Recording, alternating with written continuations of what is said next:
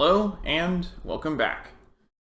Okay, so last time, we got the rest of the story, basically. We finished, the third crystal of this world, and Ringabel informed us that he remembered everything. And then, after that, I went and beat all the rest of the dragons, and went up Vampire Castle, and got all the rest of the story. So, now it's time to tell Agnès about it, because we can't tell it in earshot of Airy. So we're headed over to the sage Yulyana. Oh goodness, I have a lot to read. The Vampire Gallery 1. We traveled the world collecting keystones as Lord DeRosso bid, and have now finally gained entry to Vampire Castle. The castle interior is heavy with silence, and a chill to put the snows outside to shame fills its halls. The halls are lined with a host of solemn paintings. The room before the stairway has a particularly large work, depicting a man nearly identical to Lord DeRosso and a woman, likely the man's wife, a babe held in her arms. The family painting, it seems, depicts Lord DeRosso shortly after his birth. The couple portrayed are his parents. Just as Agnès questioned a passage in the inscription saying clergyman of the Crystal Adventists and cardinal of the Crystal Orthodoxy, Lord DeRosso appeared to explain. Lord DeRosso was born some 2,400 years ago, in an era when, as the inscription suggests, the Old Faith and the Orthodoxy both existed. According to him, Idia's father, the Templar, did not found Eternia 15 years ago, but rather revived a kingdom that had existed 2.5 millennia prior. At the time, this land was a hub of international trade blessed with 4 seasons. Eternia's king took the Earth Crystal and the Crystal Adventists under his aegis, and peace reigned for generations. At Eternia's west stood the ancestral castle of the DeRosso clan, a line of dukes descended of royal blood who had long enjoyed a close bond with the ruling family. The court treated the DeRosso family kindly, and the Dukes DeRosso gave their fealty in return. All of the paintings in Vampire Castle, including the family portrait, were painted by Lord DeRosso himself, he explained. Strangely, that was the least surprising part of his revelation. The original paintings had been lost in a fire, and, bored with his immortal existence, he had taken to painting while reminiscing about the old days. The hall leading to the 3rd floor housed another large painting, this time of a figure in colorful vestments, a record of Lord DeRosso's investiture as Cardinal of the Orthodoxy. This time, he appeared before us with a momentary smile before speaking on his youth, and the whims of fate that shaped the course of his life. Born of royal blood into the DeRosso clan, he grew up loved by his parents, the people, and even the king himself, a blessed childhood. At 19, the king recommended him for priesthood among the Crystal Adventists, now known as the Old Faith.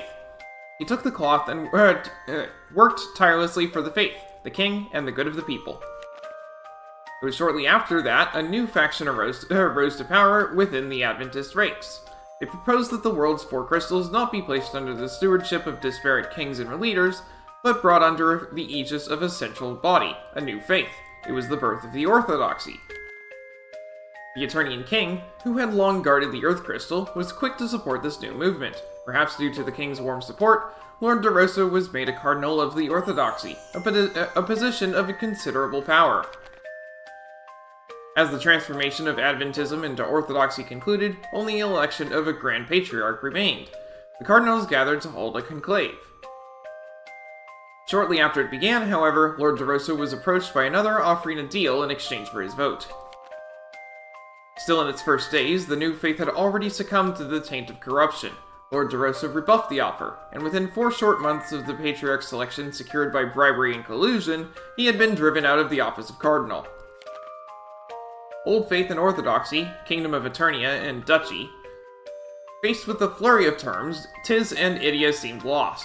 When Agnès explained that the Adventists succumbed to the rise of the Orthodoxy due to the greater truth of the latter's teachings, Lord DeRosso offered a patient, somewhat melancholy rebuttal.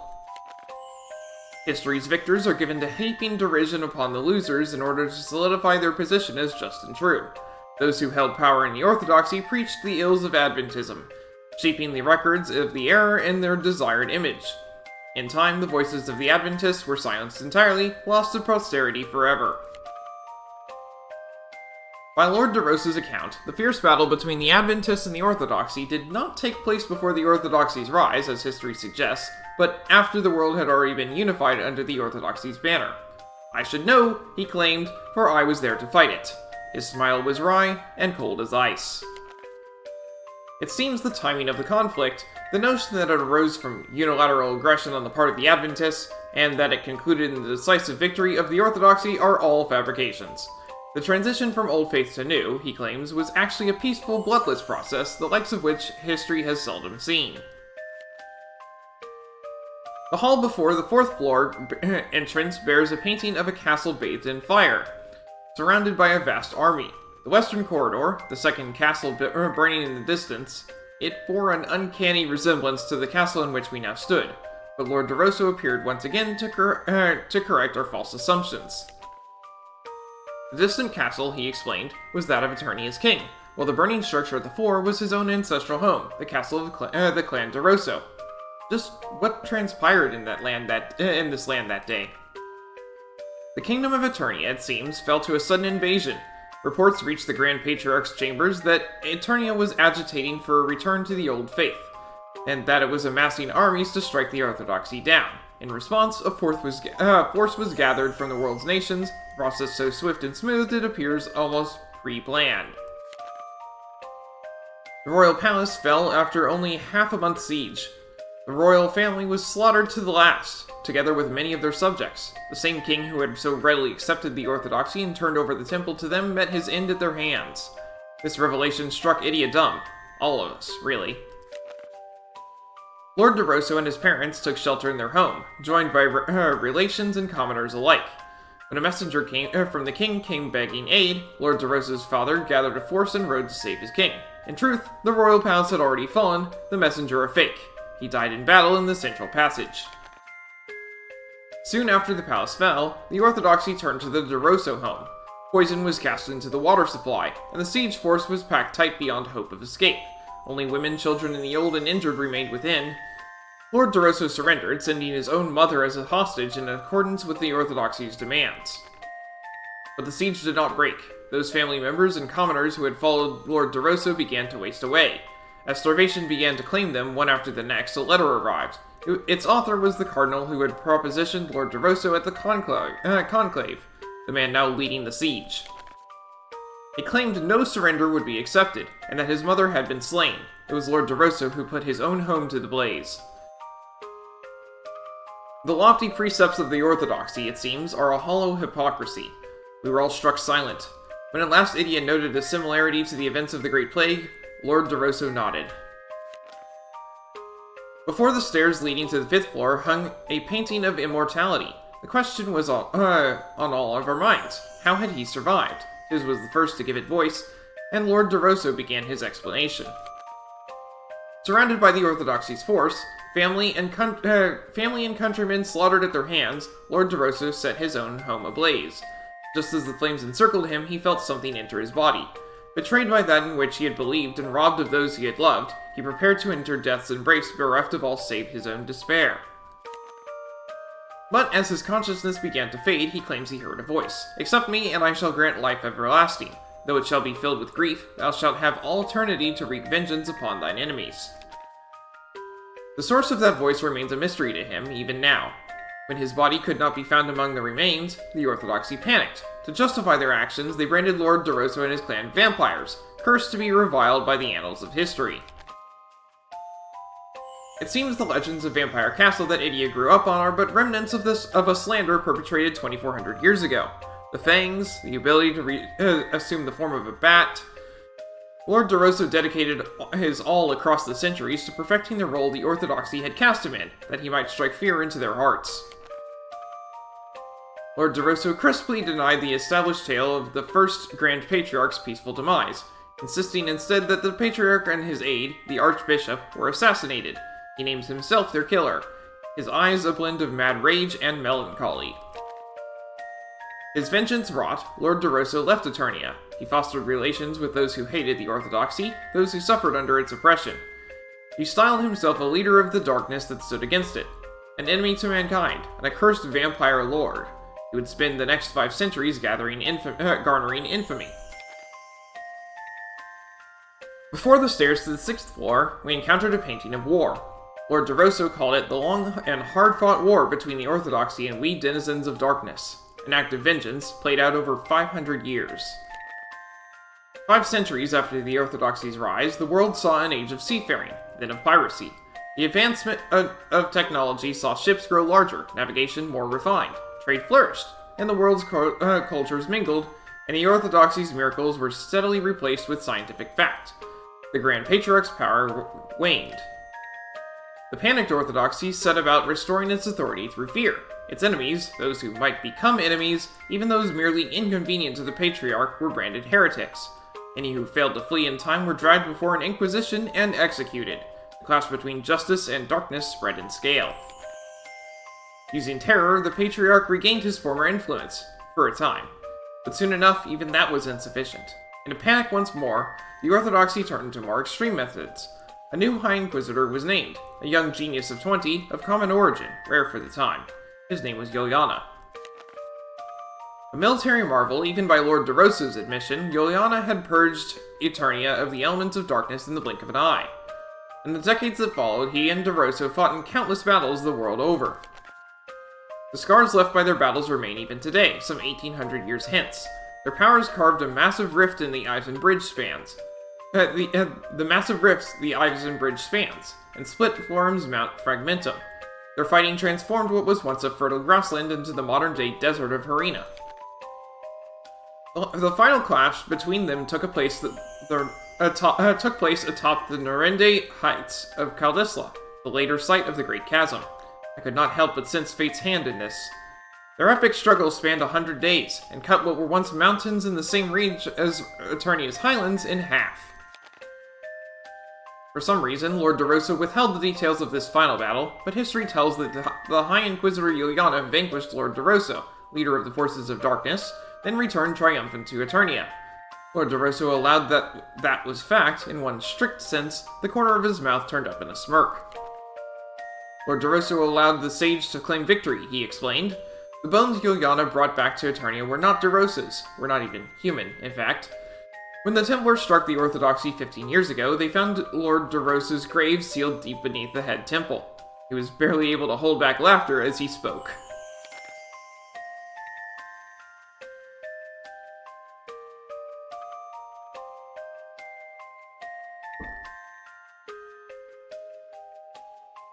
Before reaching the 7th floor, we found another portrait. It was the sage, festooned in the gaudy vestments of an archbishop, his expression a mix of wry smile and tedium. I cannot help but marvel at Lord DeRosso's skill with a brush. Still more stunning were his words. For his victory over the Orthodoxy's nemesis, he was named its first commoner archbishop, a hollow gesture that he might live out his few remaining years in glory. Little did they know his plot was already in motion. When Idia balked at the term, Lord DeRosso offered an explanation. The war with Lord DeRosso behind him, the sage now thought only of distracting the Vestals and the pious from the festering corruption within the Orthodoxy. After 8 decades' service, he was well aware of the organization's state and the readiness with which it turned upon its defenseless constituents. Where power gathers, so too do leeches and vipers, and the Orthodoxy had long become a noxious marsh. What had begun as a body to serve the crystals and preserve the world order now worked slowly to further its own corrupt existence. Left to fester, this fallen faith would soon do irrevocable harm to the Vestals and the world's people, he was certain, and so he thought to sever the source of the corruption, the power amassed within the Orthodoxy's hands. But to do this, he would need time, something he lacked after the long war with Lord DeRosso. With the ornamental title of Archbishop came one material privilege, access to the head temple's treasury and the writing sealed within it. There he found a text, the Rite of Agelessness, and an arcane elixir of longevity beside it. Though incomplete, the sage supplemented the text with knowledge acquired in battlefields the world over. Even Lord DeRosa was shocked at how quickly Yulyana perfected the method, and how readily he used it upon himself. He was 103, and an archbishop of the Orthodoxy. He would betray all expectations by remaining both. Now free of age's grasp, the sage bade his time until the chance to cut loose the Vestals and the pious arose. The next 1700 years saw the once gentle highlands rise to prohibitive heights, severing Alternia from the outside world. It was the opportunity he had awaited. With airships not yet in existence, the highlands' rise was enough to cut Alternia off entirely. The Earth Crystal remained in the Orthodoxy's hands, but stewardship of the crystals of fire, water, and wind reverted to their respective temples. Soon after reaching the top floor, we came upon a familiar sight. The next painting depicted a glowing stone which Lord DeRosa confirmed was an asterisk, the same curious objects we had amassed through our victories over the Eternian forces. But what connection did the sage and Lord DeRosa, to the sage and the Lord DeRosa did they bear? By Lord DeRosa's account, the asterisk was the keystone of Yulyana's plot to strip the Orthodoxy's power. He would steal their exclusive right to confer vocations. At this point in his explanation, Airy and Tiz's eyes glazed over. Even Agnès appeared to be struggling to understand. Lord DeRosa was quick to elucidate. Before the sage's intervention, someone seeking a job would have to acquire approval to commune with the corresponding crystal. In addition to controlling access, the Orthodoxy profited from the requisite alms given to the temples, which soon after flowed into the head temple's coffers. In this way, wealth flooded in without any effort on the Orthodoxy's part. No lofty ideal could hope to survive such an environment long, and soon any who called for reform were the targets of swift removal. The sage saw through this system, and his efforts exposed it for the fraud it was before the Grand Patriarch's very eyes. He gathered the Patriarch and other high officials together to behold the tremendous new rite he had invented. Coming from the hero who had saved the Orthodoxy from the wicked Lord DeRosa, they were all too eager to see it. His demonstration, the autonomous acquisition of a legendary vocation without the aid of a crystal. Despite the efforts of a desperate patriarch, word of the sage's feat soon spread. Soon, it was the common man was rejoicing at this new discovery, and the Orthodoxy lacked the means to return the genie to its bottle. Had they but stopped the sage's demonstration, but it was too late. Yulyana had advanced to the next stage of his plot. The sage then presented the asterisk, proposing that vocations be mediated using the stones. Under the Orthodoxy's management, those who desired a job would secure permission from the Orthodoxy and pay a corresponding cost. The asterisk allowed anyone to obtain any job. His proposal seemed an expansion of the existing system. Blind to all but their own profits and unable to return to the previous paradigm, the officials eagerly agreed to his proposal. So great was their enthusiasm, they not only adopted the asterisk, but appointed Yulyana to oversee its implementation. But the sage's actions left us puzzled. He had exposed the Orthodoxy scheme, only to supplant it with another.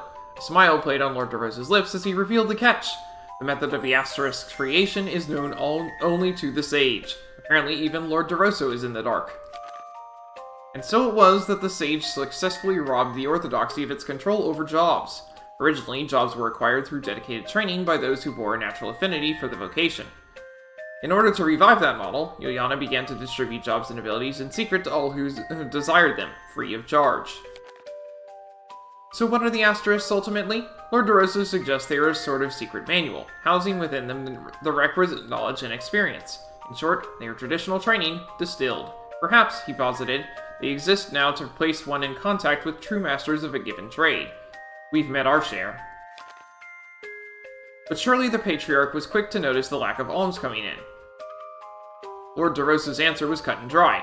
They did, but Yulyana was long gone. He abandoned his seat as Archbishop and absconded with the forbidden arms the Orthodoxy had amassed, sealing them away in a secret location. The sage then took up hermitage in the woods, awaiting a time when all who knew of his existence had died. In addition, Lord DeRosa's efforts saw this process greatly accelerated. To think these two who had battled around the world would come to forge such a partnership. Just what had transpired between the two of them? Am I alone in feeling that the actions of these two men took a drastic turn following the clash at Norende that marked the end of their warring? And Lord DeRosa's words, that the Crystal Orthodoxy requires not but the crystals, the Vestals, and the faithful. Has his desire for vengeance truly been slaked? Having completed his purge of the orthodoxy, Lord DeRosso returned to Eternia for the first time in 7 centuries. There, he erected a castle of ice atop the ruins of his former home, and from it kept watch over the orthodoxy. Elsewhere, the sage assisted the Vestals from his hermitage, as Agnès and the rest of us well know. Having reached the top floor of Vampire Castle and attaining a narrow victory over Lord DeRosso, we were given leave to view the final painting. Hung beyond the Lord's throne, it depicts a lone angel. The angel that descended from the heavens during my final battle against Yulyana, he called her. At the end of 100 days' combat, both men riddled with wounds, they prepared to bring their war to an end. As they incanted their greatest spells, the sky parted, and an angel descended upon Nerende. An angel? Such beings truly exist. Both men were captivated, to the point of forgetting their rivalry entirely. They rushed to her side, tending to her battered body. She was blind and broken, half her body lost. They knew she was not long for the world. I suspect Lord DeRosso is telling us that she was human. Shuddering and gasping for breath, she spent what moments remained to her in an impassioned appeal. A trap most vile. Such a fool am I. The warriors of light, if it is not too late. As she drifted in and out of consciousness, she spoke of what had befallen her, and of the dangers that now faced the world. She detailed the threat facing Luxembourg, the history behind it. When Lord DeRosso confirmed the same events had transpired in his past, the angel was shocked. The clash of old and new faiths, the tragedy that struck his clan, his immortality. She spoke also of the future, of DeRosso's future, now come to pass, and of our future, still ahead. She warned that an evil would arise to deceive the Vestals, posing as an ally and inciting them to awaken the crystals, driving them out of control and piercing the bounds that hold this world intact. Before its coming, she foretold a sign, a great rift that sunders the earth. We were stunned. The chasm was merely the last of the omens the angel foretold. The light of earth shall rise up the north, and a deathly plague shall cover all the lands. Then shall a great rift rend the earth. She spoke of the Highland's rise, and of the great plague. Lord DeRosso claims her words were a revelation to him. He had dismissed the tragedy that befell him, the oppression of the old faith as the simple products of human greed. Now, in the face of a threat to the entire world's existence, the petty power struggles surrounding the crystals came to mean something greater. The dying angel's experiences pointed to a great evil capable of manipulating the crystals and the desires of man alike, or a sinister plot to tear the world from its foundations. Alas, the angel left this world before Lord DeRosso and the sage were able to learn the identity of the sower of doom. Thereafter, Lord DeRosso scoured the writings of the old faith, and Yulyana those of the orthodoxy for any mention of this evil, but their search bore no fruit. Who was this angel in the end? From whence did she come? And how did she come to arrive at the scene of their battle? To these questions, Lord DeRosso could offer no answer. The only words to pass his lips were, Vestal of Wind, she bore your face. The dying angel's words evinced such deep knowledge of the crystals, they could only surmise she was a Vestal, or at the very least a high official of the orthodoxy.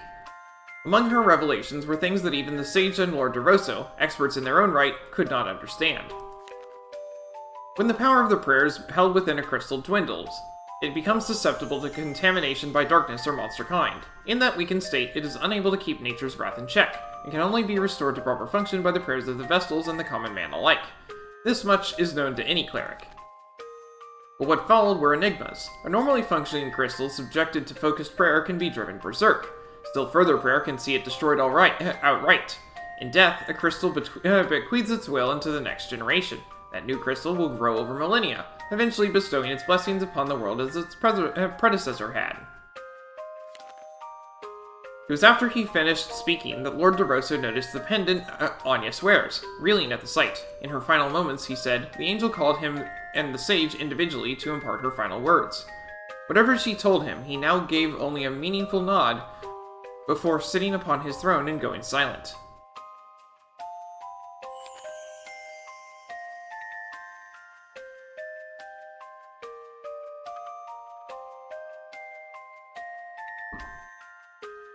As we prepared to depart the castle, victorious over Lord DeRosso, Idia asked him one final question. It almost seemed he had been expecting the question. Why had he and the sage forgiven her father's betrayal? Why did they aid the Templar, even now? He offered a glimpse into a history we could never have imagined. The angel vanished, Lord DeRosa went into hiding, and the sage rose within the Orthodoxy for his defeat. Decades later, the first of the angel's omens came to pass with the Highlands' rise. Luckily, the second, a worldwide plague, did not follow, though the two redoubled their watch over the crystals nonetheless. The next 1700 years passed in peace, save for a handful of man-made crises surrounding the crystals, until 30 years ago. Again the Highlands rose, and a decade later the angel's second omen struck. With the Great Plague a reality, the sage and Lord DeRosa knew the coming of the chasm was nigh. They began to gather an army. They would calm the crystals and prevent the Great Chasm's coming, even if it meant striking the temples and claiming them by force. To spearhead this force, they reached out to a former cleric of the Orthodoxy, the Templar. Together, they readied what preparations they could for the coming crisis. But a problem emerged within the halls of the Orthodoxy's head temple, brought on by base human desire. To restore their quickly eroding authority, they planned to invoke the Grand Ritual, a forbidden rite to trigger the explosive release of energies long built up within the Earth Crystal. As a former cleric, the Templar knew the dangers of such a rite held for the crystal. He begged Lord DeRosa and the sage to send their forces to strike the head temple immediately. The debate raged on among them. Should they focus on the Great Chasm's arrival and allow the ritual to be performed, or would the rite itself summon the chasm? Ultimately, the Templar unilaterally chose to march against the Orthodoxy that day, 15 years ago. It was not the tale of betrayal we had been told. Lord DeRosa spoke to Airy as if addressing her father directly. They backed him, he said, because they believed in his tireless resolve and in his action. March 4th. An urgent wire came from the Black Blades in Eisenberg. Wind Vestal in Eisenberg. No more codes, no indirection. This is a public announcement, loud and clear. It seems the Swordmaster and Airy have already crossed blades. Attached to the report was a message penned by Kami-Izumi himself, confirming the danger he feels the Vestal poses to Eternia, and forewarning of the possibility that he will be forced to kill Airy in dealing with this danger. March 22nd. An urgent report arrived today from Eisenberg. Somehow, the Vestal has awakened the Fire Crystal. Swordmaster Kami-Izumi is missing, and morale among the remaining blades wanes by the day. As his intelligence left Central Command in an uproar, further reports arrived from agents placed in the Shieldbearer camp. I will use this space to gather and sort through them. March 6th. Wind Vestal allies with Shieldbearer Commander Goodman. Offers to investigate Toxic Mist. Her party departs, presumably for Grap Keep. March 10th. Wind Vestal returns to Goodman with Mist sample, proposing to cast it into magma. Goodman agrees. March 15th. Vestal to raid Mithril Mines. Aid urgently requested. March 18th, after capturing mines, Vestal takes captured Orphan from Starkford. She now makes for the Mithril Mines again, purpose unknown. March 20th, Vestal finds passage to Fire Temple and rear of Mithril Mines. Signs suggest Crystal of Fire has been awakened. Vestal departs Eisenberg, destination unclear.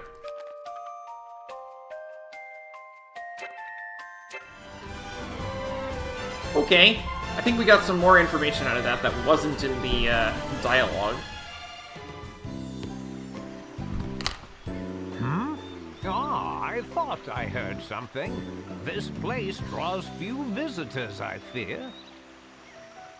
And who might you be? I am Agnès Oblige, Vessel of the Wind. Oh, little Agnès, is it? My, how you have grown, child.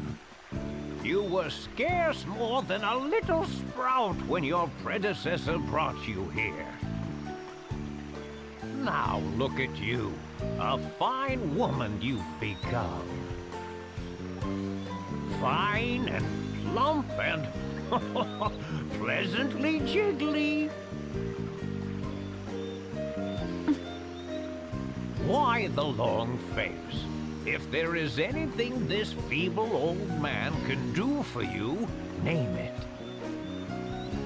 Sage, do you remember me at all?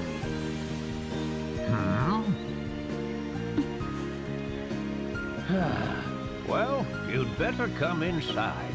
He knows what's going on.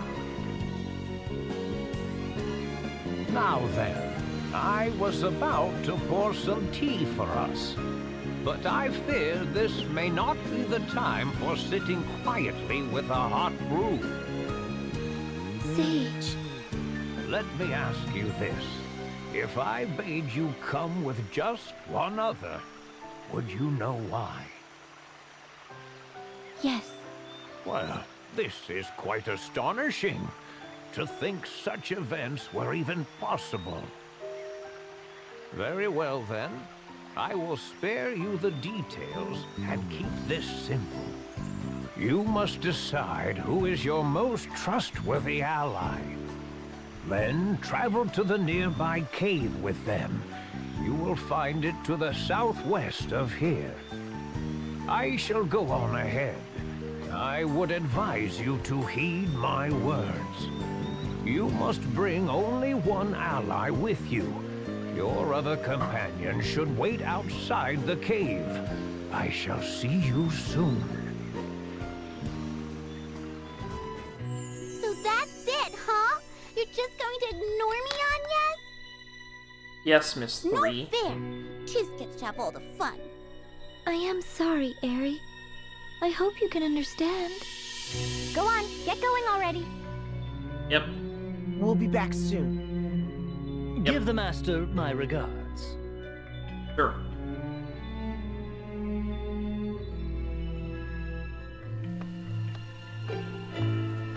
There you are.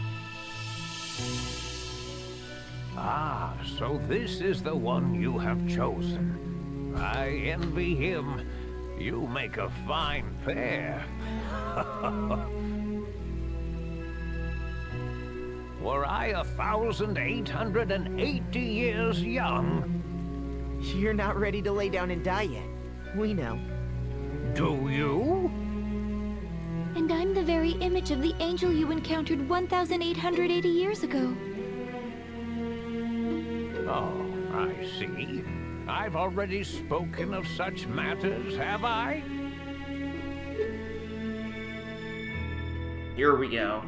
Now, tell me, why have you two come to me again? I wanted to be alone with Agnès. What? You little devil, you! Different reason.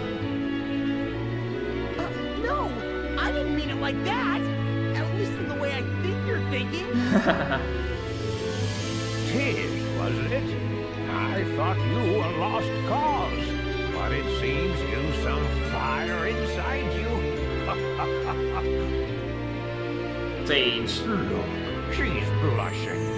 Put the girl out of her misery with a big kiss on the lips.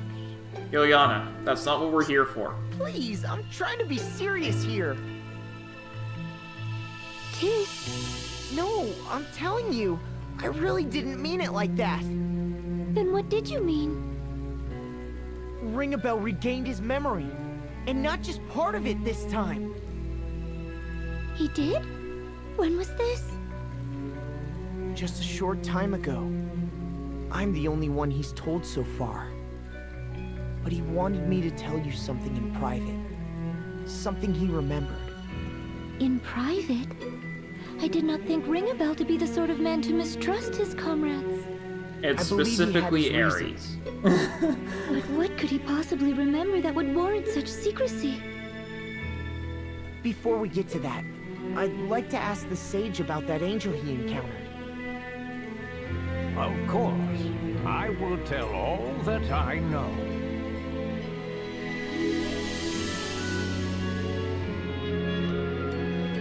Did the angel mention anything to you other than the crystals?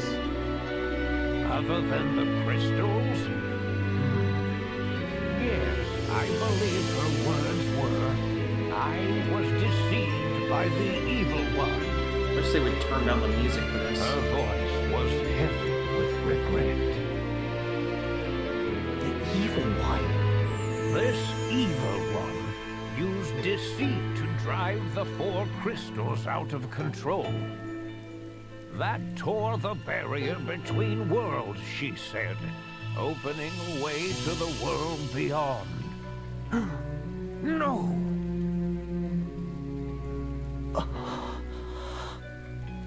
And was this a hypothetical future she saw? Nope. The angel and her 2 comrades had stood before that evil 2. battle that day. It was after her allies were slain that the creature boasted of what it would do. She spoke to me with lifeless eyes, drowned in tears. What then? So here's the critical thing. As Ringabel the angel wasn't faded there. before my eyes, she said to me, "Deliver unto me this pendant when next I return to you. And should I appear before you with the evil one, hesitate not to do what you must to us." You speak of this pendant. And was this evil one the angel spoke of with us when we first came to you? Yes, I dare say so.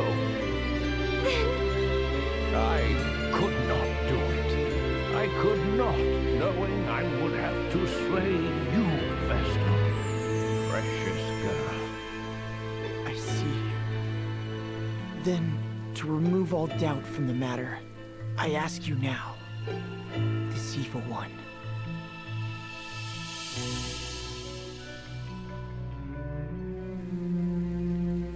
Stop! I wish to hear no more! Agnès, I cannot bear to hear of matters so dreadful. But it's true. If what you say is true, then I... Yep. forgive me. I never wished to put you in this position. Correct, though. But I cannot believe Ringabel would lie to me. Not about something like this. That's why. You trust Ringabel then? I do.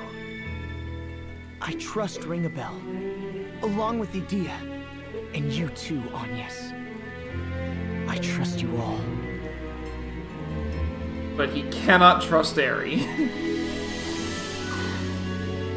Very well. Then I shall trust in him too. Thank you. We ought to be returning to the others now, Sage. You be careful now. Ah, and before you go, there is another matter. One Lord De Rosso and I have studied this last millennium. Were you aware that should a crystal be destroyed, it will eventually regenerate? What? Truly? So long as its core remains, it can grow once more through the power of mortal hopes and dreams. The passing of thousands of years will see it grow to its original size and power. And this crystalline core you speak of? You need look no further than the pendant about your neck, my dear. What? This stone? A rather fine gift, wouldn't you say? I'm so delighted to see you kept it safe. Sage. Now, I must leave you, but not without a word of advice. Have the courage to think and act on your own. And have the courage to disobey. By the way, those words there, that's the reason why this game is called Bravely Default. That's where the title of the game comes from.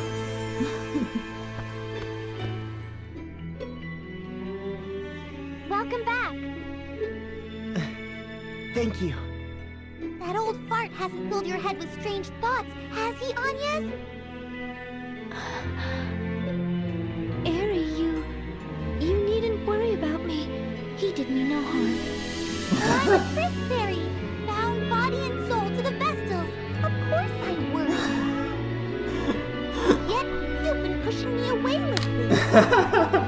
Christberry or not, you've no right to interfere in another's life.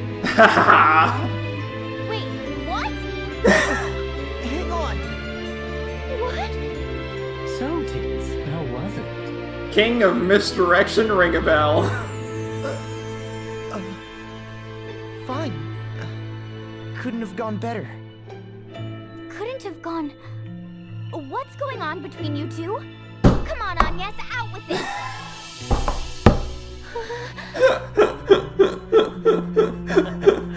Say no more, Tiz. No, do say more. What's going on here? Can't say it right here. My minds want to know. Sorry. Agnès and Tiz, are you two really... No, we can't say that. Yes, that's exactly it. Isn't it, Agnès? You mustn't encourage them, Tiz. This is great. Been some time since we've had any good news. Good job, Ringabel. The party regrouped. Yeah, and of course the reason why they're saying that is because you can't say what's actually going on in front of Airy. Because she's lying. He's the bad guy. Hello, I'm Dragon Rider Luke. I'm a Christian streamer, and I'm always up for a friendly chat about my faith. I also think that it's important that people read or hear the Word of God frequently, so the next 5 minutes or so will be a chapter from the Bible. If it feels like I'm skipping around, that's because you're not watching my videos in stream order. Genesis 26.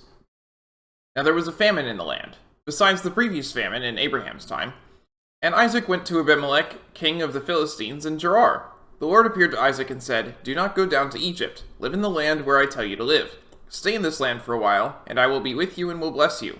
For to you and your descendants I will give all these lands, and will confirm the oath I swore to your father Abraham. I will make your descendants as numerous as the stars in the sky, and will give them all these lands. And through your offspring all nations on earth will be blessed, because Abraham obeyed me and did everything I required of him, keeping my commands, my decrees, and my instructions." So Isaac stayed in Gerar. When men of that place asked him about his wife, he said, "She's my sister," because he was afraid to say, "She is my wife." He thought, "The men of this place might kill me on account of Rebekah, because she is beautiful." When Isaac had been there a long time, Abimelech, king of the Philistines, looked down from a window and saw Isaac caressing his wife Rebekah. So Abimelech summoned Isaac and said, "She is really your wife. Why did you say she is my sister?" Isaac answered him, "Because I thought I might lose my life on account of her." Then Abimelech said, "What is this you have done to us? One of the men might well have slept with your wife, and you would have brought guilt upon us." So Abimelech gave orders to all the people, "Anyone who harms this man or his wife shall surely be put to death." Isaac planted crops in that land, and the same year reaped 100-fold, because the Lord blessed him. The man became rich, and his wealth continued to grow until he became very wealthy. He had so many flocks and herds and servants that the Philistines envied him. So all the wells that his father's servants had dug in the time of his father Abraham, the Philistines stopped up, filling them with earth. Then Abimelech said to Isaac, "Move away from us. You have become too powerful for us." So Isaac moved away from there and encamped in the valley of Gerar, where he settled. Isaac reopened the wells that had been dug in the time of his father Abraham, which the Philistines had stopped up after Abraham died, and he gave them the same names as his father had given them. Isaac's servants dug in the valley and discovered a well of fresh water there. But the herders of Gerar quarreled with those of Isaac and said, "The water is ours." So he named the well Esek, because they disputed with him. Then they dug another well, but they quarreled over that one also, so he named it Sitnah. He moved on from there and dug another well, and no one quarreled over it. He named it Rehoboth, saying, "Now the Lord has given us room, and we will flourish in this land."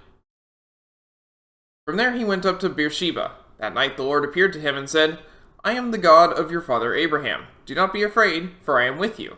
I will bless you and will increase the number of your descendants for the sake of my servant Abraham." Isaac built an altar there and called on the name of the Lord. Then he pitched his tent, and there his servants dug a well. Meanwhile, Abimelech had come to him from Gerar, with Ahuzah, his personal advisor, and Phicol, the commander of his forces. Isaac asked them, "Why have you come to me, since you were hostile to me and sent me away?" They answered, "We saw clearly that the Lord was with you, so we said, there ought to be a sworn agreement between us and you. Let us make a treaty with you, that you will do us no harm, just as we did not harm you, but always treated you well and sent you away peacefully. And now you are blessed by the Lord." Isaac then made a feast for them, and they ate and drank.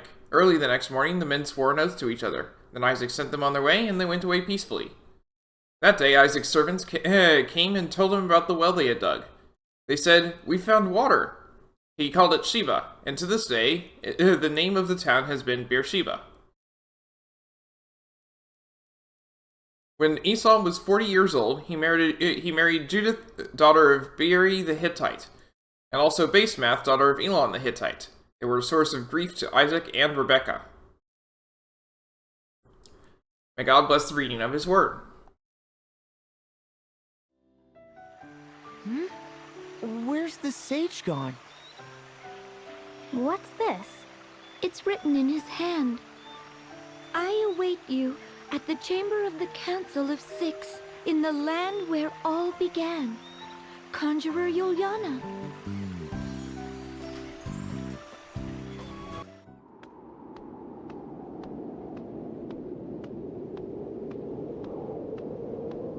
You showed skill making it to our central command, Wind Vestal. Hello. But unfortunately for you, you won't get any further if I can help it. You can't.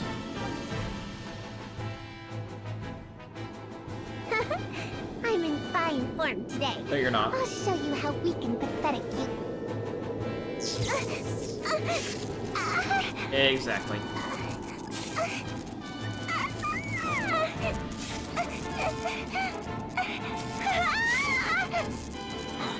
Victoria!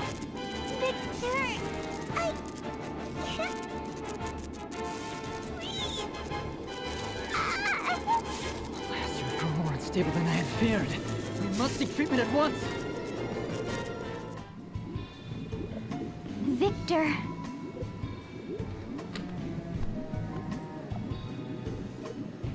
Silence, if you please.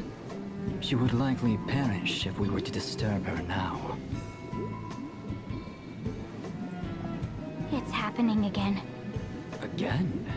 What do you mean? Oh, I was just thinking out loud. Allow me to tell you a story, if I may.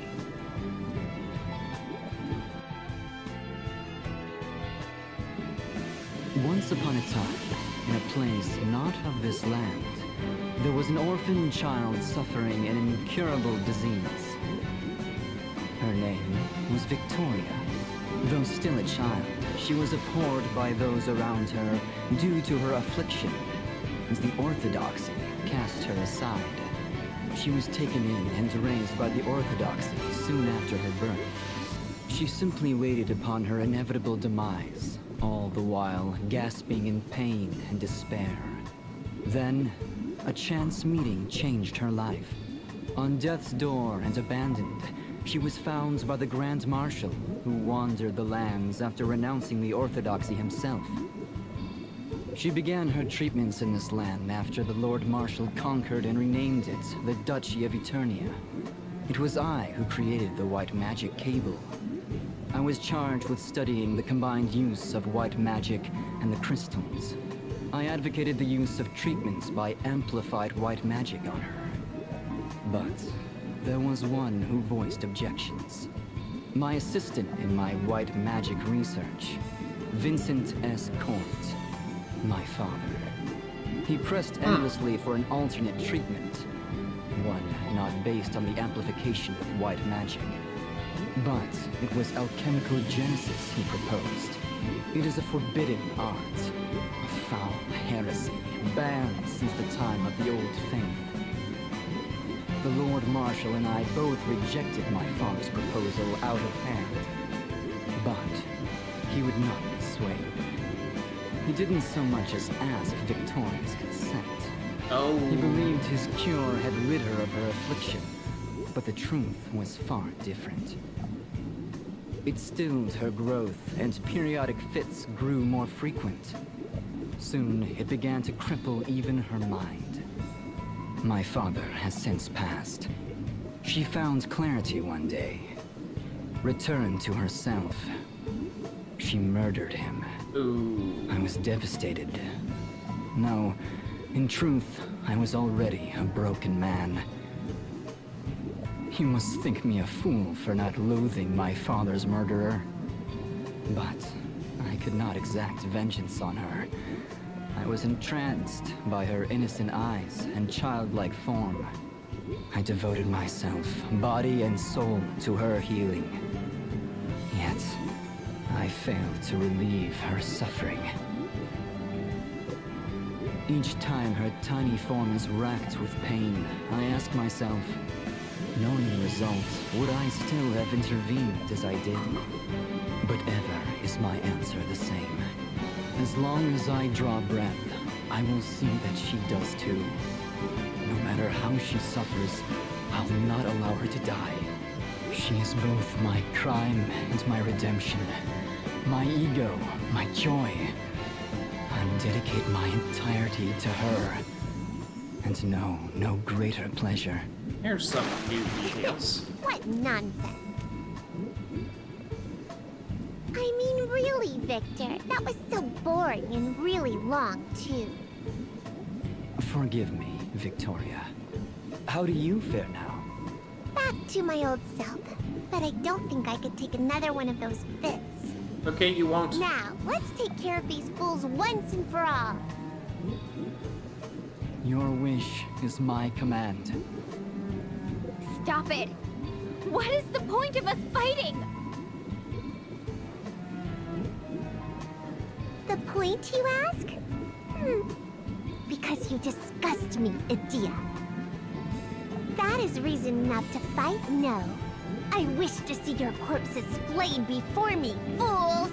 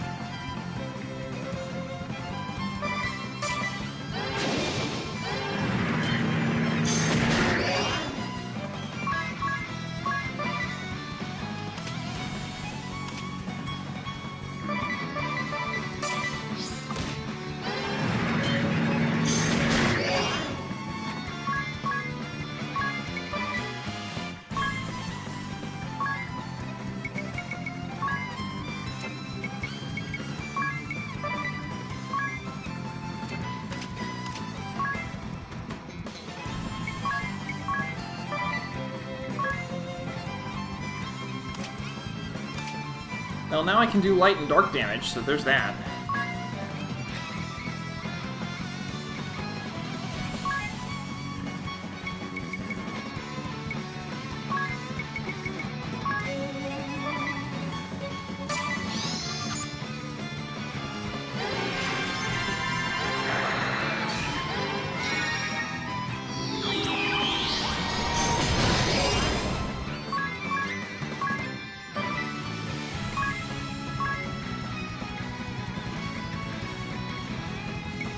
Curious if you can get that off again.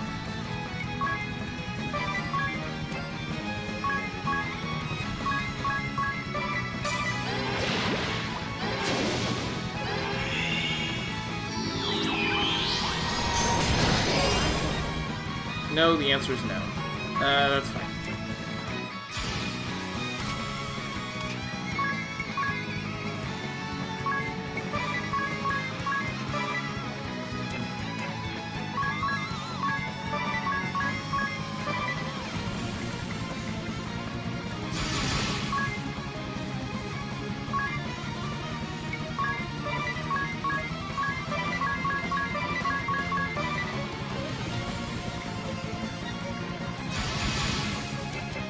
No, you're probably going to just stay at full the whole time, aren't you?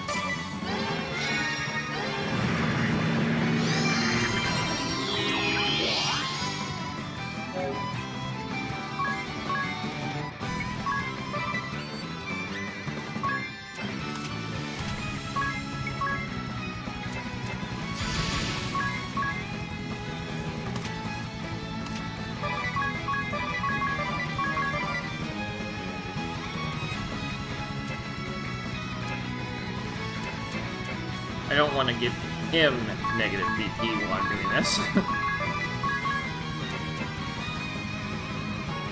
Same thing there. What do you mean I disgust you? I don't remember doing anything to you. Oh. But of course you don't. You have your health and blood relatives that care for you deeply. You live a life of comfort with many friends and teachers. And yet, despite these blessings, you rebel. How can you display such arrogance, Adia? I find your very existence offensive. I fail to see how that is justified. Is that right? You have no concept of the suffering of us have-nots. Justified or not, I despise you. Why don't you just roll over and die now?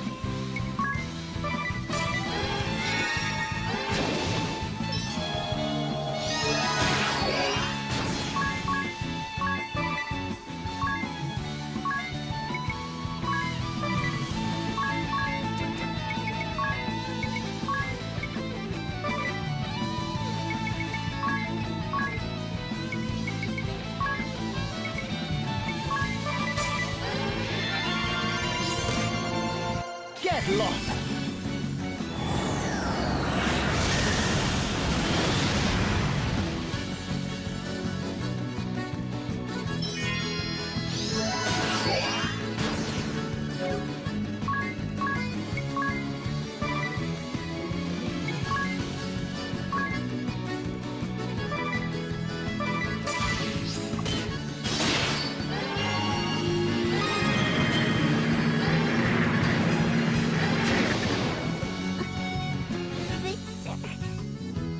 are you? I cannot see. Victoria. Victoria! Victoria. We have lost her. My soul is living.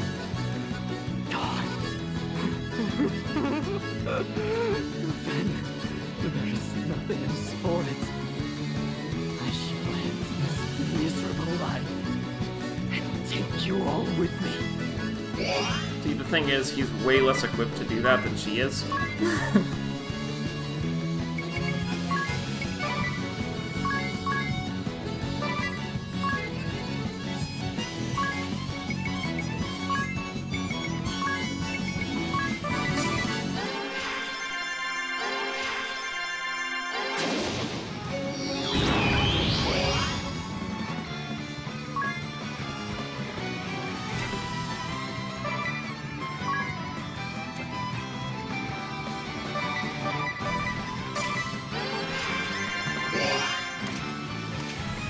Oh, he's basically gone. Fine.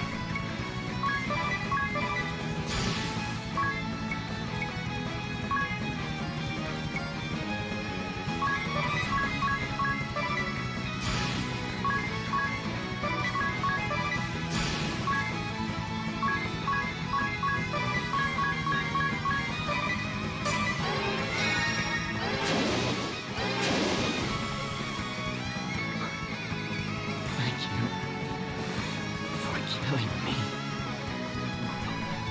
Now, Victoria and I shall be together for eternity.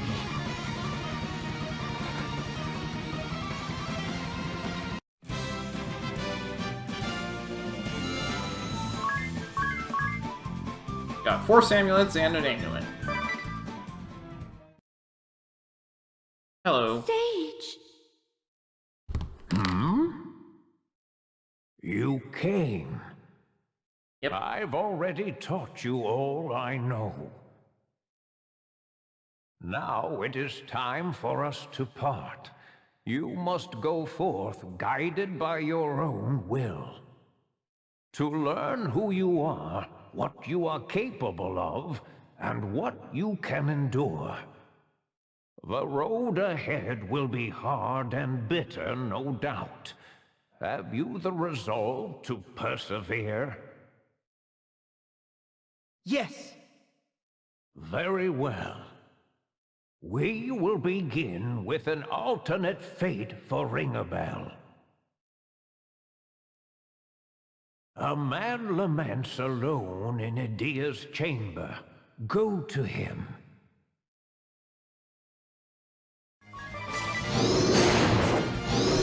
That's a problem. Okay.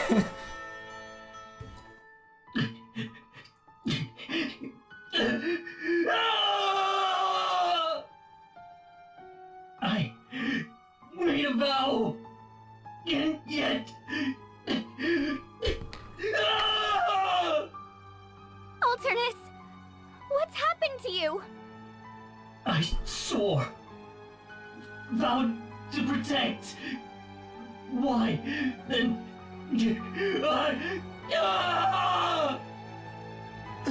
Are you alright? Am I... alright? Yes. At least... now... I am. The Idia in this None of it matters now. in this world is Whatever happens, it's dead. let my body be That's what's rent going in on. two, and the world come to an end. I care not. But why?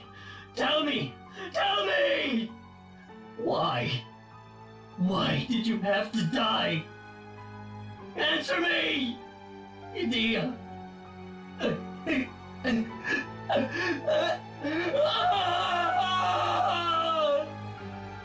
An alternate fate for Ringabel. In this world, Idia is... Yep. Alternis! Yep. Whatever may happen, I care.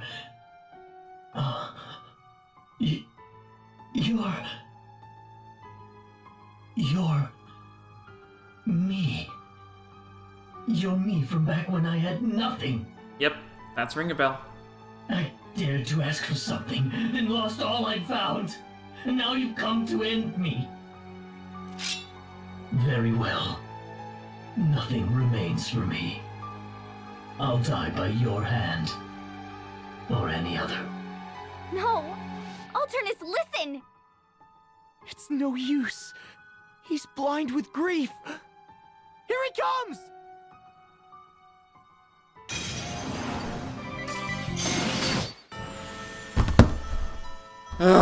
Well, I know what I need to do. I need to give someone Hermes shoes. Alright, I want to give a fun fact of this title screen here. When Bravely Default was in development, they didn't really have a name for the fairy, so the folks in the development chamber were just saying, well, it's a fairy, so we're gonna call her Navi. Of course, that's the name used for the fairy in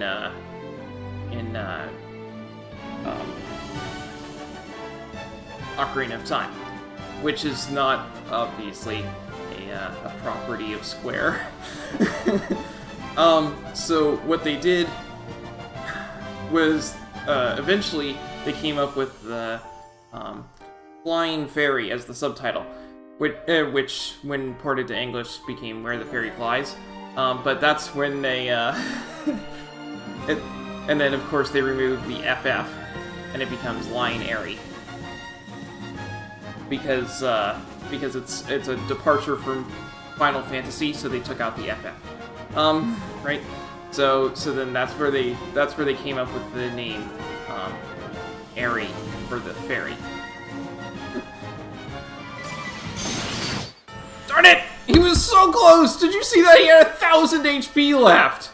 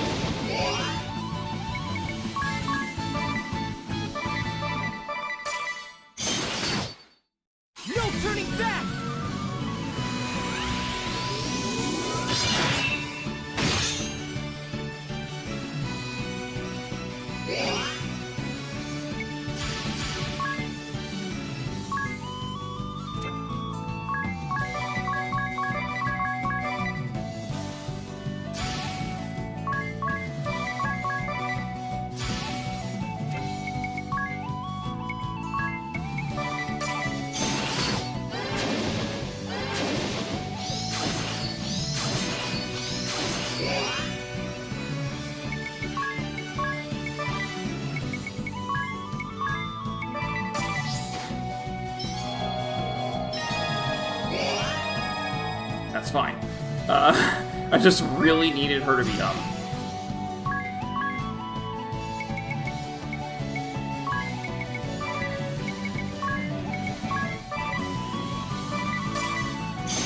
No!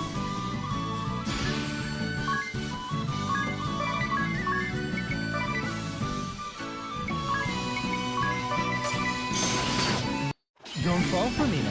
What? Even with the speed up, I'm still slower than him.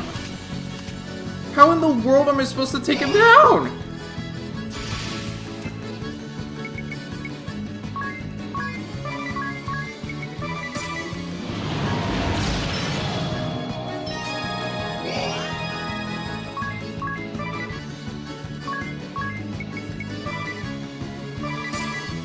We'll not stop here! That helps.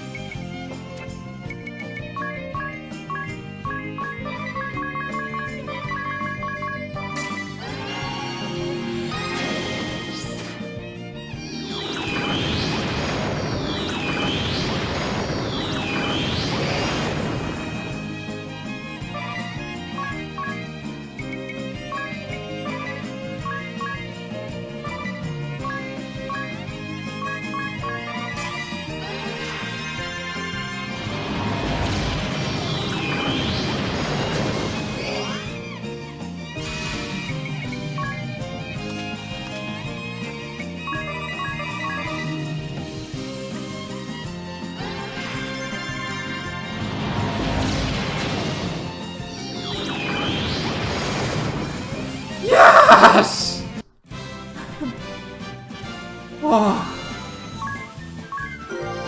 Idia gained a job level and learned the worm turns. Ringabel gained a job level and learned the status ailment amp support ability. And I got a dark shield.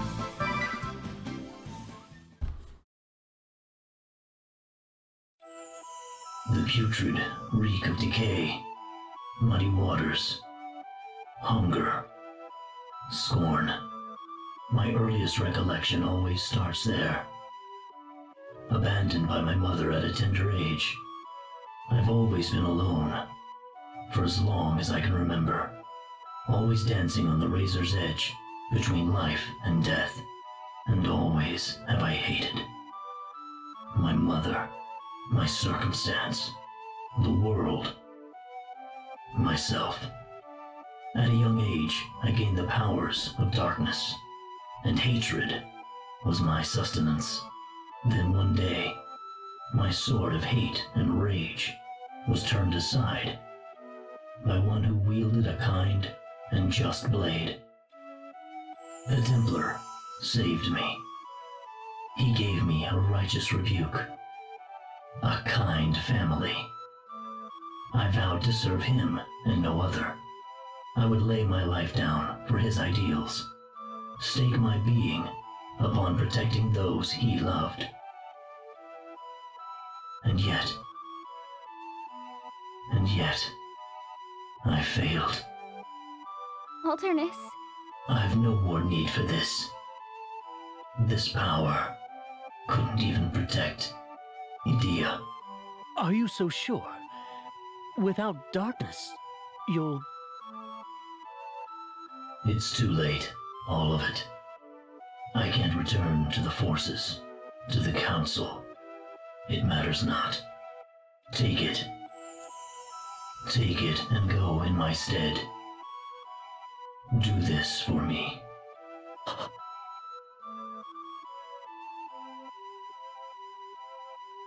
Ringabel, you are not of this world, nor are you of the world from which the other three hail. There is nowhere else you can call home, nowhere left to return. The Templar who took you in despite your dark past. Those who accepted you as family. The one you love. All are denizens of another place. A world that is not your own. But with the departure of your counterpart in this world, you may now remain here if you so choose. There is a place here for you. What will you do? I don't... You need not decide right away. Think upon it. Now, here is an alternate fate for Edea. A man and his wife mourn their daughter's death at the central healing tower. Go to them. Oh no.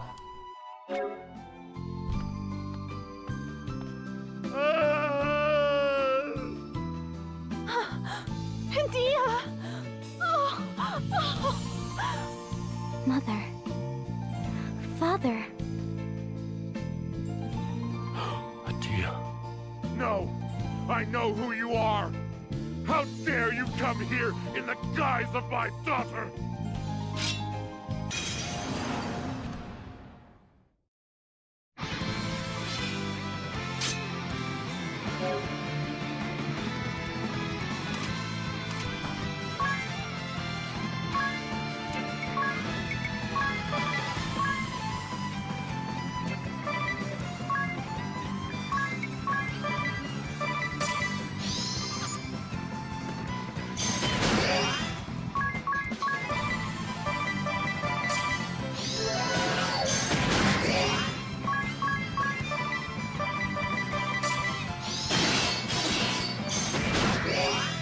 There we go.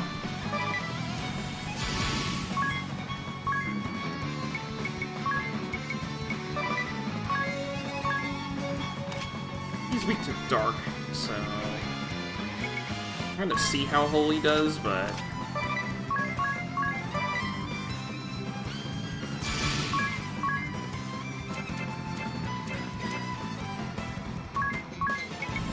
also going to try that.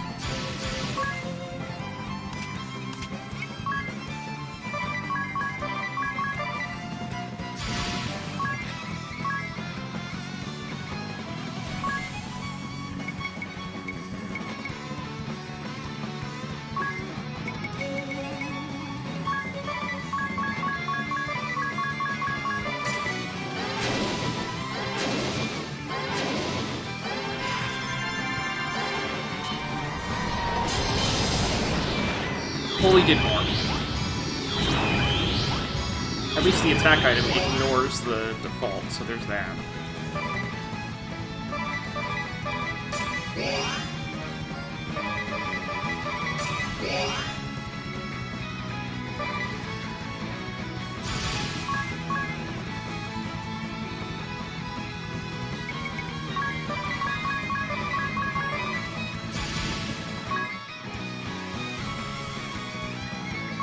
You're not helpful at all.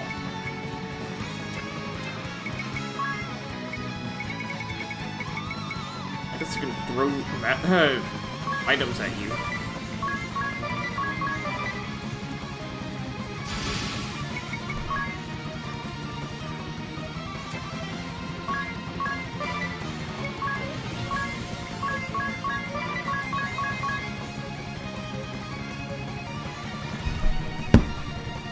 Hello, Corpocalypse. Thank you for interrupting the fight. Okay, let's see what we get.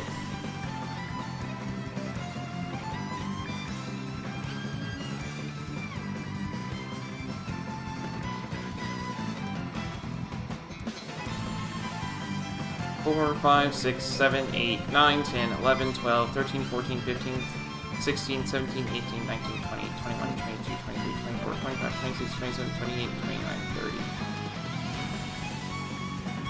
I have no idea where this predictive text came from, but I'll read it off. Farts are a thing in my heart, right here in my head. It's so funny how they always make it sound so good, and I just can't get it off. What?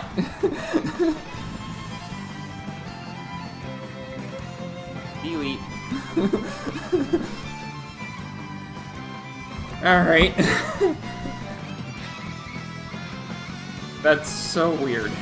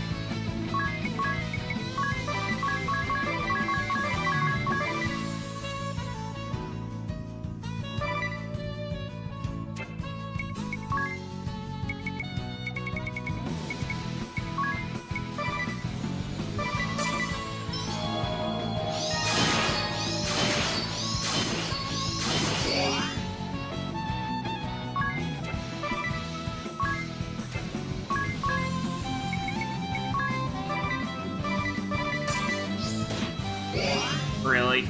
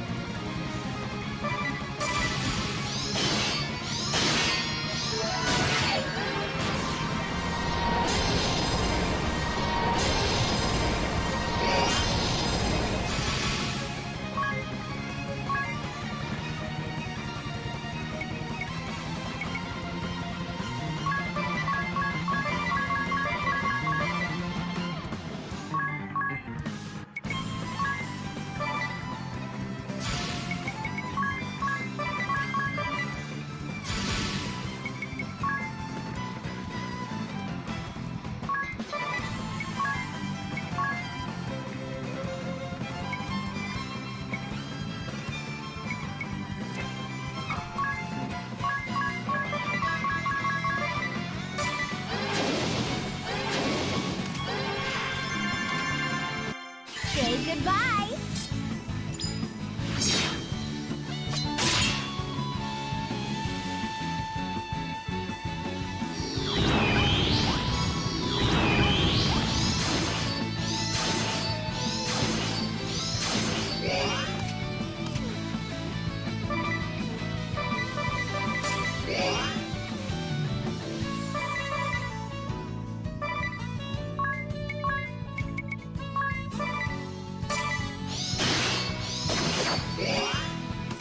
He dodged.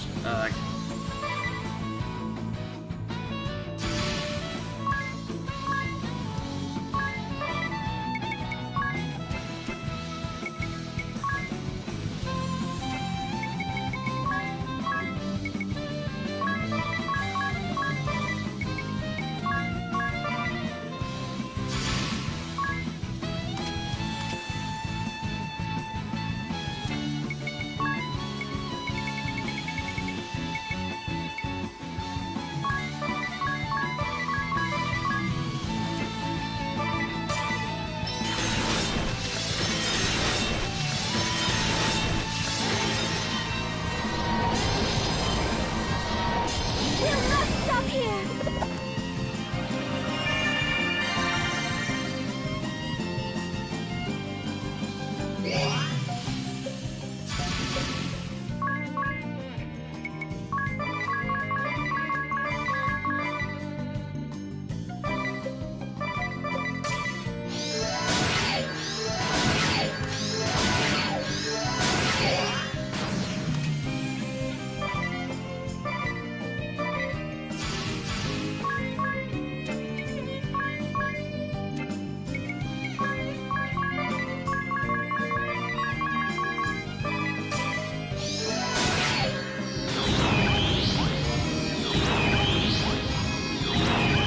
Ha! That swordsmanship. It is a mirror to Kami Izumi's own. You are a deer.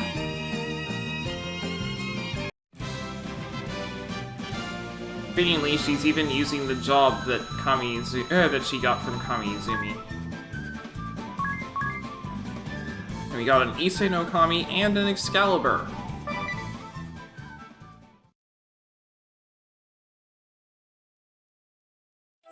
Dear, is it truly you? Oh, what a joy to see you live. We heard you'd perished. Oh, your father and I were beside ourselves. Your sword was sent back to us. To remember you by. Oh, that's what the Issei Cannot no Kami express the is. joy. Dear, my daughter lives. I'd given up hope that you'd ever return to us. And to think she would defeat me. Truly, the girl is her father's daughter. Your father saw the promise in you, more than anyone. He rested his dreams on your perseverance. And when word came of your passing, oh, he grieved you more than any. Father. Forgive me for never putting it in words. Duty and circumstance hindered me at every turn. But still. No, I understand, Father. And let me ask your forgiveness for being the willful child that I am. And you, Alternis. It was you who brought Adia back safely to our side. I thank you from the bottom of my heart. Ever have you been a boon to this family? Oh boy. Oh, no. I'm not... When was the last time we enjoyed a meal together? Tonight, let us dine as a family. I don't remember the last time. Nor do I.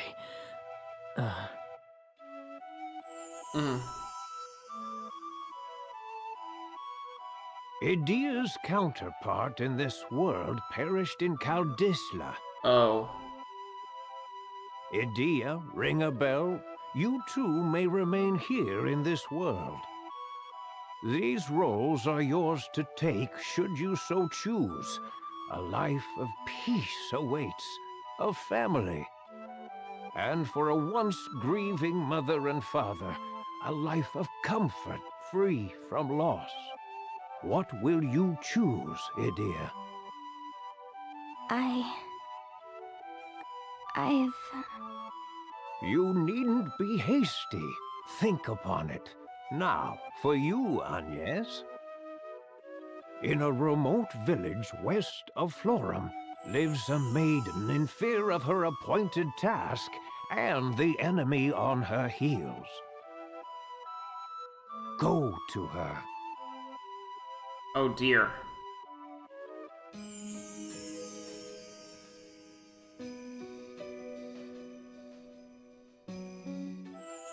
Oh, Idea. What is it, child?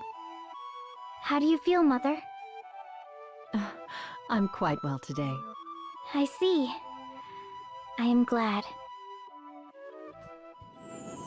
Agnès? Oh, Agnès! You're alive and well! Olivia! When I went to see you, the witch Victoria and that man Victor attacked. You tried to protect me and I thought I would never see you again.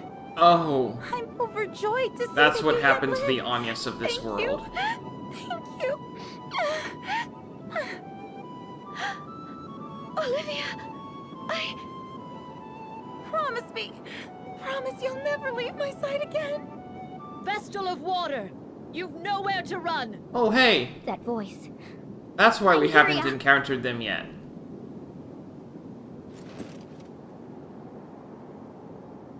The Wind Vestal is already dead. That leaves only you, Olivia. All hope of reviving your precious crystalism is lost. The end is plain to see. We've sealed off any means of escape, sister. Nowhere to run. You heard them. Now surrender at once or face the consequences. I'm here, ya. And both of your sisters in tow. So, you've come, Idia. You've made it clear you intend to defy us at every turn. So be it. Prepare yourself.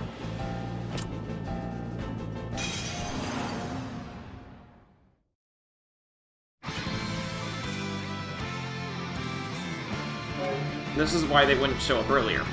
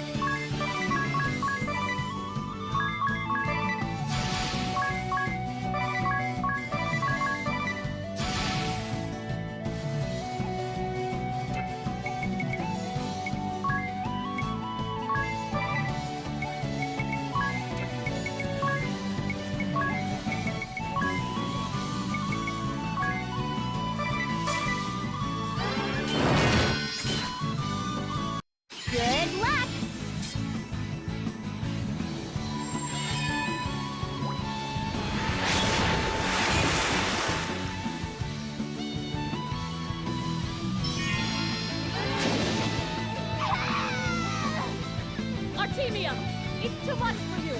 Fall back! Hate retreat! Let Artemia go!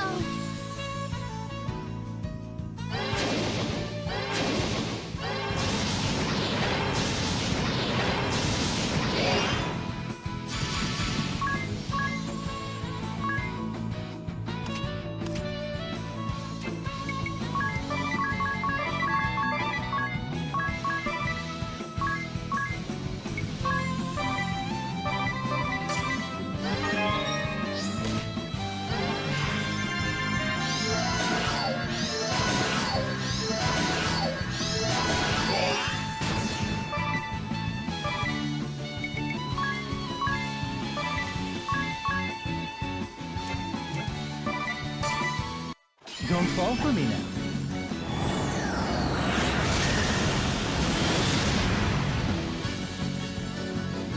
Well, I guarantee she's out of MP now.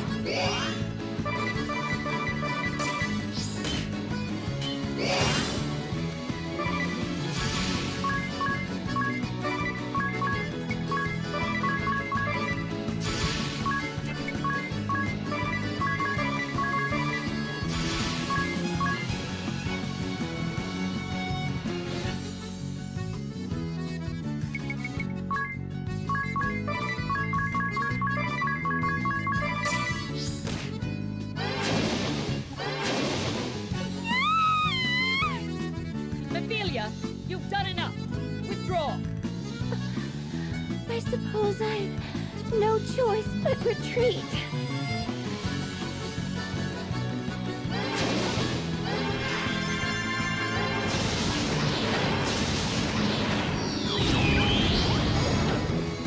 How is this possible?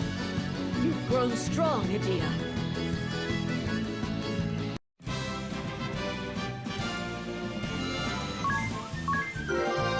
Ringabel gained a job level and learned iniquity. I got artisan gloves, a turbo ether, and power bracers.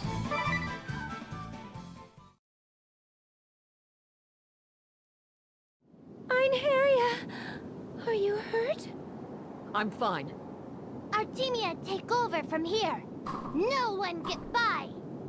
No, we go together. I'll not lose my sisters over that philanderer's orders. I am impressed, Edea. Though we fall back now, I will settle this score someday. They're actually still level-headed at this point.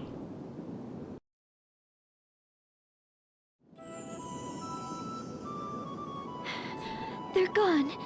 Are you all right? Olivia?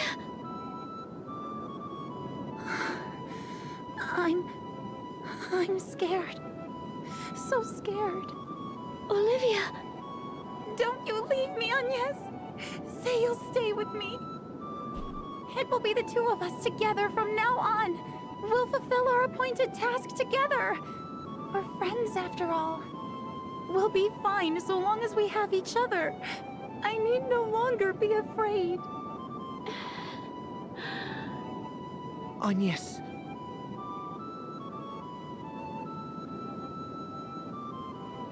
Though she speaks of fulfilling the Vestal's task together, I suspect you know well enough.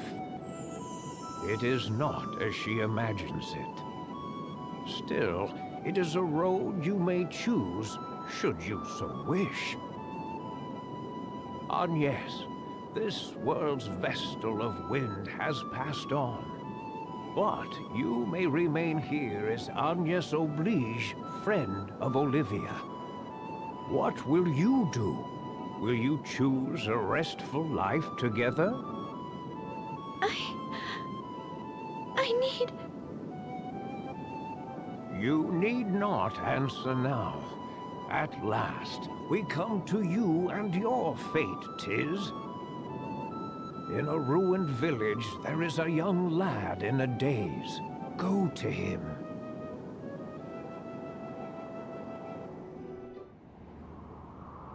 Look at this place. No one's rebuilt anything yet. Tiz? It's Till. Because Till survived in this world. Brother! It is you! Till! You survived! Tiz! Till! But you died! You tried to protect me, and you... Till... I never thought I'd hear your voice again.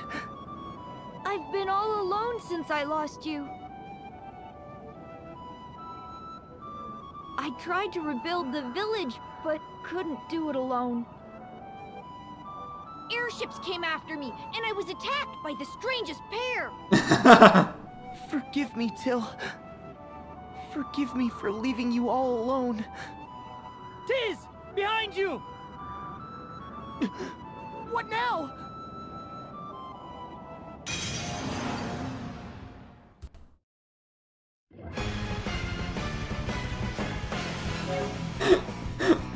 Yeah, this is technically an optional boss. But,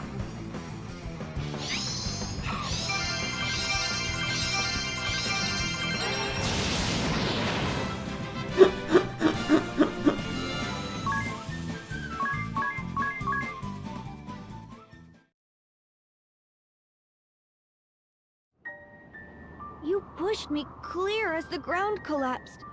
Had I just kept hold of your hand... I kept playing that moment over and over again in my mind. It's been eating me up inside. Till... But you're back again to save me. My big brother.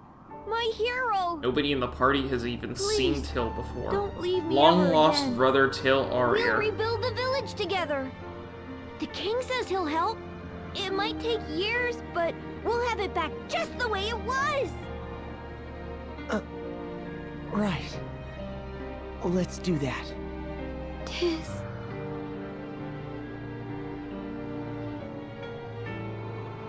Your counterpart in this world perished saving his younger brother. If you wished to stay and live here, there is now a place for you. A place where you fit in.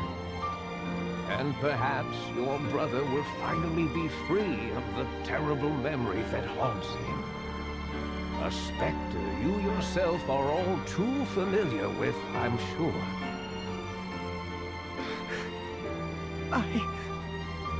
I wish... Your decision needn't be a rash one. Speak amongst your comrades before you decide. I will await you in Yulyana Woods. Come see me when your decision is made.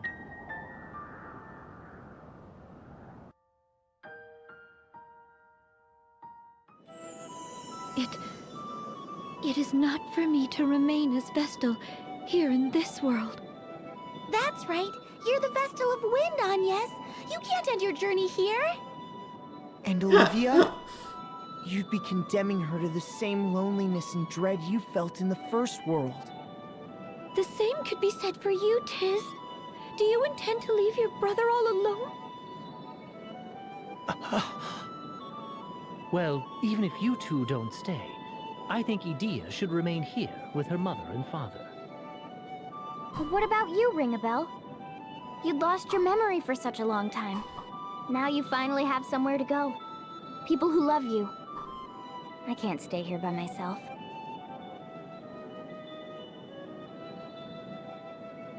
I'll go wherever you do, Agnès. Though the world may change, you never do.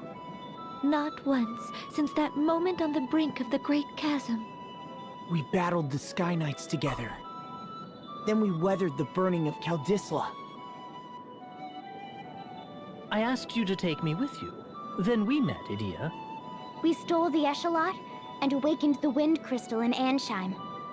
Then to Florum and the Sacred Flower Festival. We lost Olivia, but awakened the Water Crystal. We worked together to save Egil and Eisenberg. Remember how Agnes's face got all covered in soot? I hardly see how that detail is relevant now. But it was hilarious. And then there were all the fights before then, too.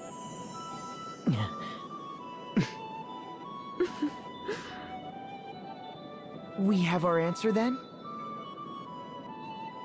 Yes. Seems so. All right then. Let's go see the sage.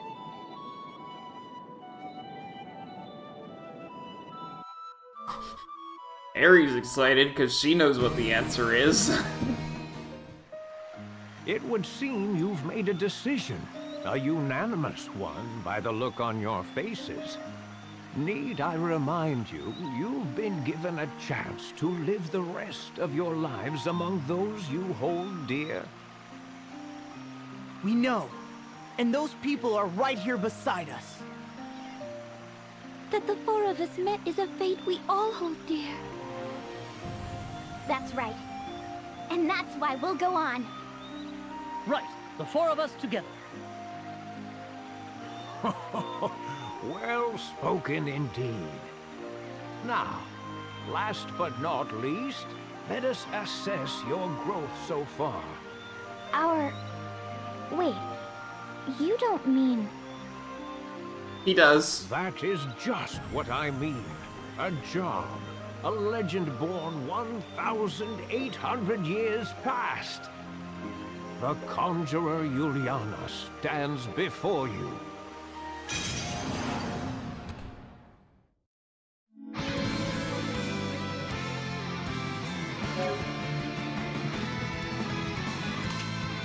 Yulyana. All right. This is the final job. And it's completely optional, and it lies behind all of this work.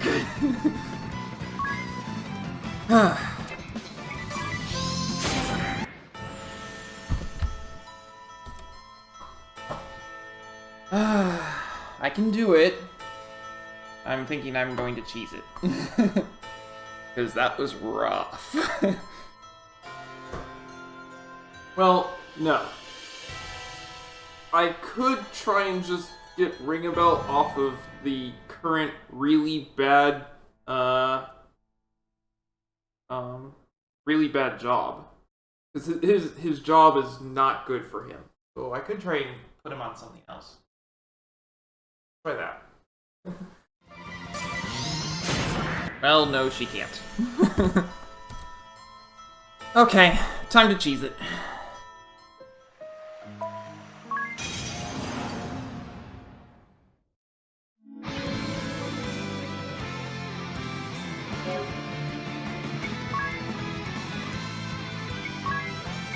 He's not carrying anything.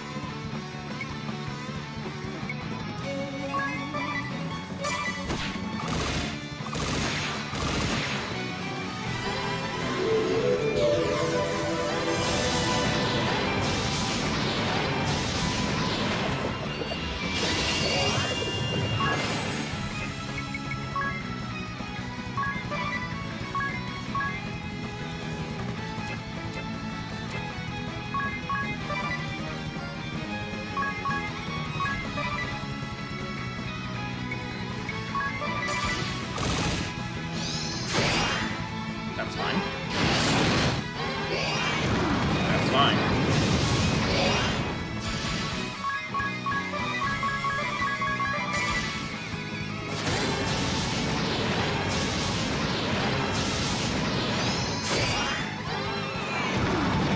That's not fine. Okay. Very important. Re-raise. Regen. Action.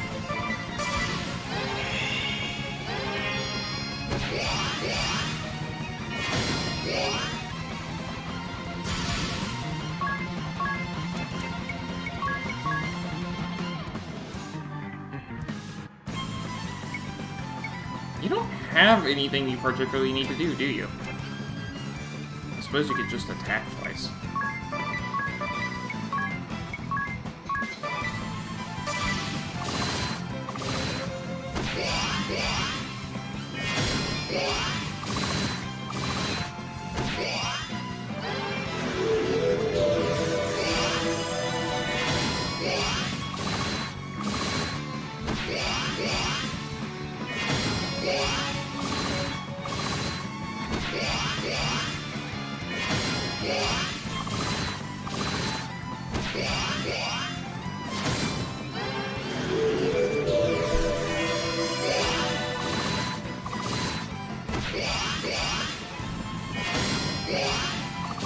In case you're wondering, the buffs that he uses last 10 turns each.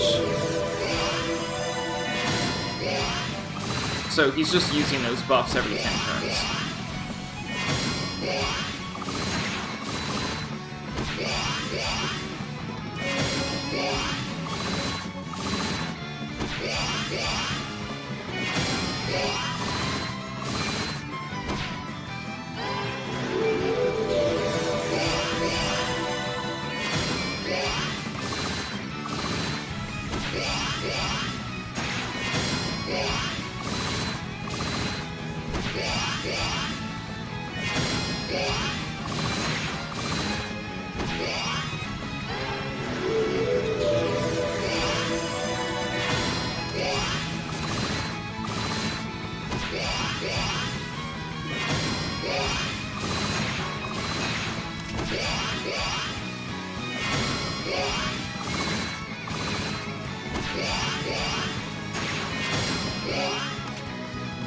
Alright.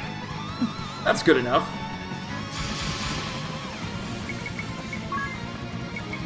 Takes down. Takes down. Takes down. Megiddo Flame.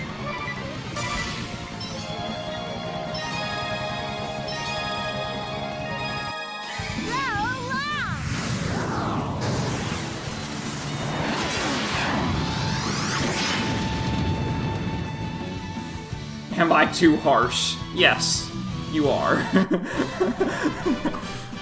So doing that let everyone else get the JP for this. And I got an elixir.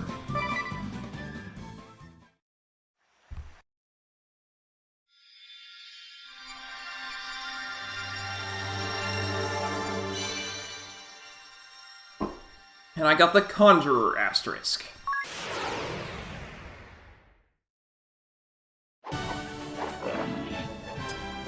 Conjurer! Boosts stats by harnessing the power of summoned beasts. Raises various attributes. Can use any weapon well. Specialty is post-battle MP. Dog command is Invocation.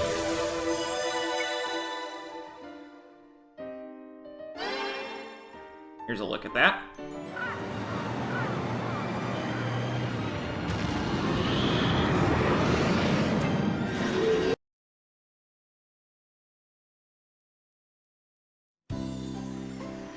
Such great power. You have grown strong in such a short time, Agnès. And you, Sage, you're quite formidable for a man of your age. Oh, yes. Yes, well, 1900 years is a rather long span. Now, Though he doesn't look a day over 103. What shall we do about the memories of those you encountered in the ordeals I prepared? I can leave them with the memories of your meeting intact, or I can wipe them from their minds.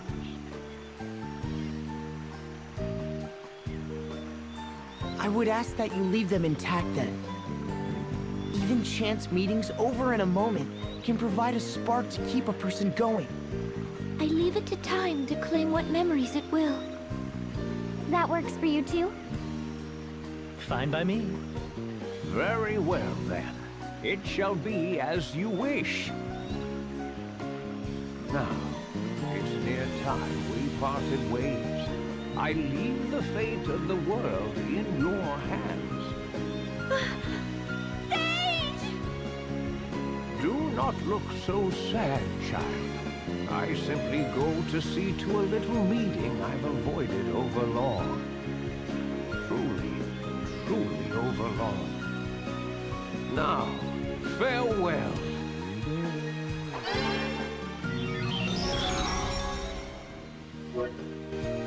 Alright. So yeah, with that, I have done everything for this world, save for finishing it. So that's what we're going to be doing next time. At any rate, that is all for today. So thanks for watching, and I hope to see you next time.